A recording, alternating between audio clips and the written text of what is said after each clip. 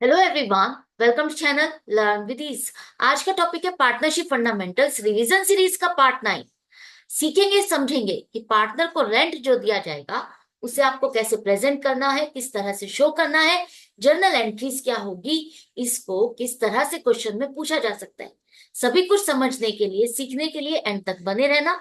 Online classes चाहते हो तो मुझे इस नंबर पर व्हाट्सएप कर सकते हो अपना नाम और क्लास।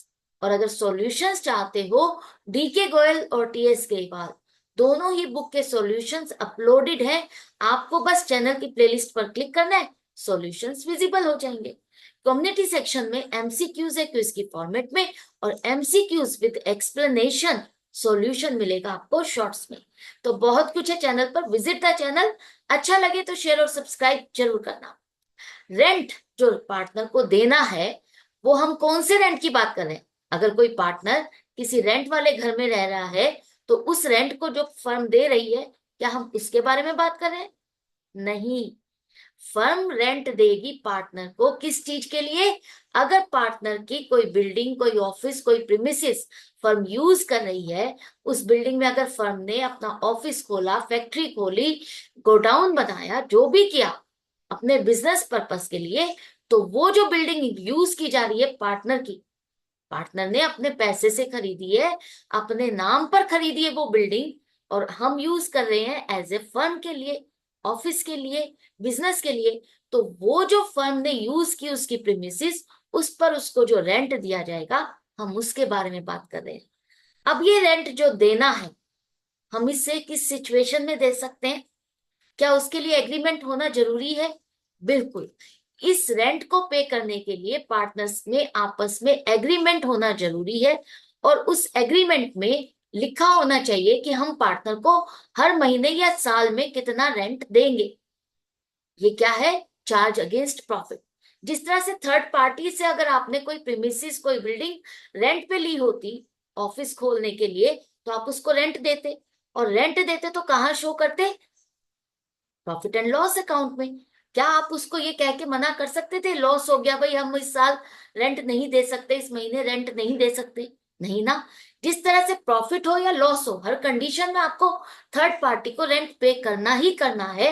उसी तरह से अगर पार्टनर की बिल्डिंग, प्रीमिसेस, ऑफिस, उसको आप यूज कर रहे हो, फर्म यूज कर रही है, तो उस केस में भी हम उस खर्चे को प्रॉफिट एंड लॉस अकाउंट में डालेंगे, और प्रॉफिट हो या लॉस हो, हर कंडीशन में उसको रेंट दिया जाएगा।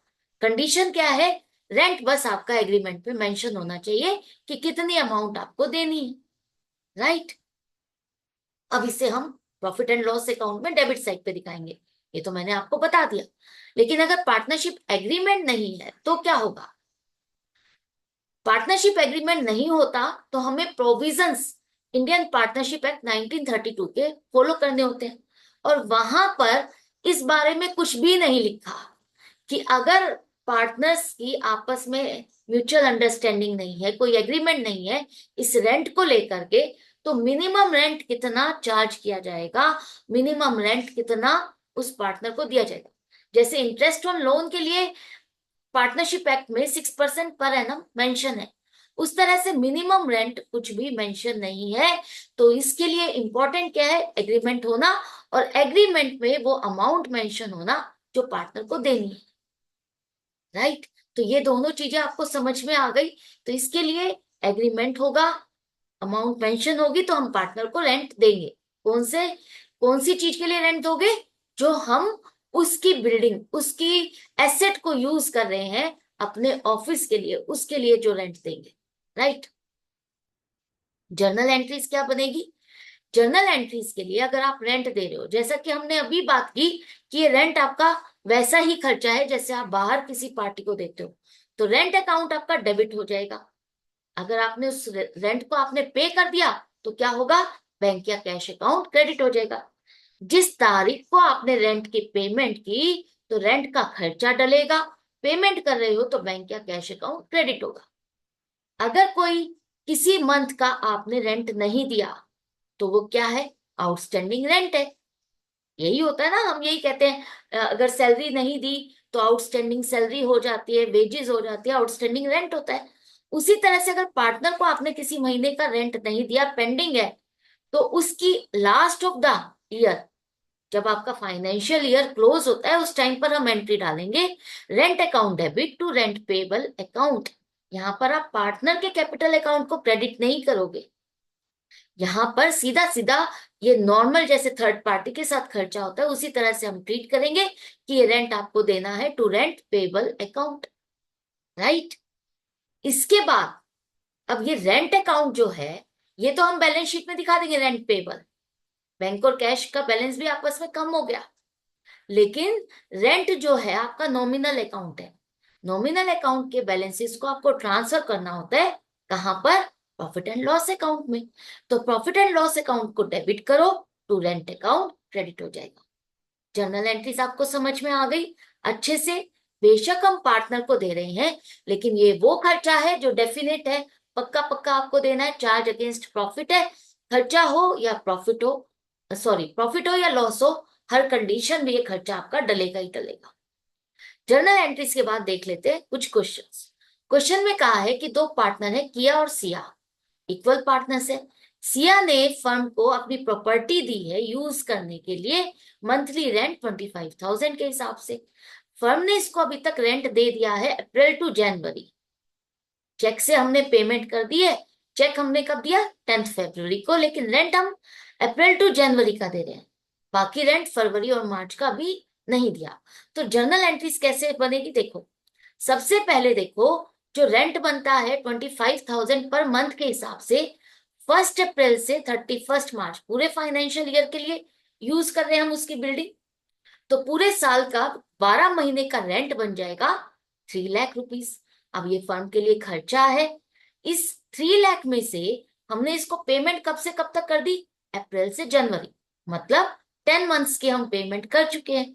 3 लाख में से आपने 2,50,000 पे कर दिए, बाकी 50,000 क्या है, रेंट पेबल। इतना पेड है और इतना पेबल है।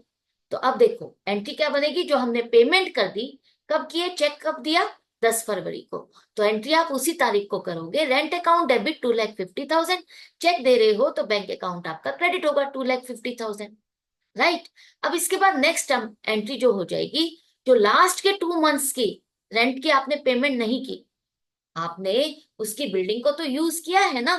तो जब आप किसी की सर्विसेज लेते हो, तो जब वो सर्विसेज लेने पर खर्चा ड्यू हो गया और वो इसी साल से रिलेटेड है, तो हमारी अकाउंटिंग ट्रीटमेंट क्या कहती है, अकाउंटिंग स्टैंडर्ड्स क्या कहते हैं, जो खर्चा जिस साल से रिलेटेड है आपने पे किया हो या ना किया हो, वो आपको अपनी बुक्स में रिकॉर्ड करना ही करना है। तो 2 मंथ्स का जो रेंट रह गया है तो खर्चा ही, तो हम उसे खर्चे में डालेंगे, rent account debit 50,000, to rent payable account credit करोगे 50,000। और जैसा कि मैंने कहा था ये नॉमिनल अकाउंट है, तो नॉमिनल अकाउंट आपका प्रॉफिट एंड लॉस अकाउंट में डेबिट हो जाएगा। कितना, टोटल, सिर्फ ये रेंट नहीं है, रेंट टोटल कितना है, 2,50,000 प्लस 50,000, 3 लाख रुपीज का। एंट्री समझ में आ गई किस तरह से प्रेजेंट करनी है। अब अगर आपको प्रॉफिट एंड लॉस एप्रोप्रिएशन के साथ दिखाना हो तो किस तरह से दिखाओगे। क्वेश्चन को देखो, राधा और रुक्मणी दो पार्टनर है, दोनों की फिक्स्ड कैपिटल है 2 लाख और 3 लाख, मतलब फिक्स्ड कैपिटल मेथड को फॉलो कर रहे हैं। प्रॉफिट शेयरिंग रेशियो क्या है, 1:2। दोनों पार्टनर को उनकी कैपिटल पर इंटरेस्ट दिया जाएगा 8% पर एनम के हिसाब से, और रुक्मणी को सैलरी दी जाएगी 20,000 पर मंथ। अब जो बिजनेस हमारा चल रहा है, जो हमने बिजनेस का ऑफिस खोला हुआ है, वो राधा की प्रॉपर्टी पर खोला हुआ है। राधा की कोई बिल्डिंग है, कोई प्रीमिसेस है, उस पर हमने अपना ऑफिस बनाया हुआ है, जिसके लिए हम उसको रेंट देंगे 1,20,000, ठीक है। नेट प्रॉफिट हमारा हुआ 5,50,000 before providing for rent, rent का खर्चा माइनस करने से पहले। अब देखो इसको कैसे शो करोगे, आपको पता है रेंट का खर्चा चार्ज अगेंस्ट प्रॉफिट है, तो हम इसको कहाँ दिखाएंगे, प्रॉफिट एंड लॉस अकाउंट में। 5,50,000 का आपका प्रॉफिट है, इसमें से 1,20,000 का रेंट माइनस करो, इसके बाद जो बचेगा प्रॉफिट वो हम एप्रोप्रिएशन में ट्रांसफर करेंगे। 4,30,000 के प्रॉफिट को एप्रोप्रिएशन में ले आओ।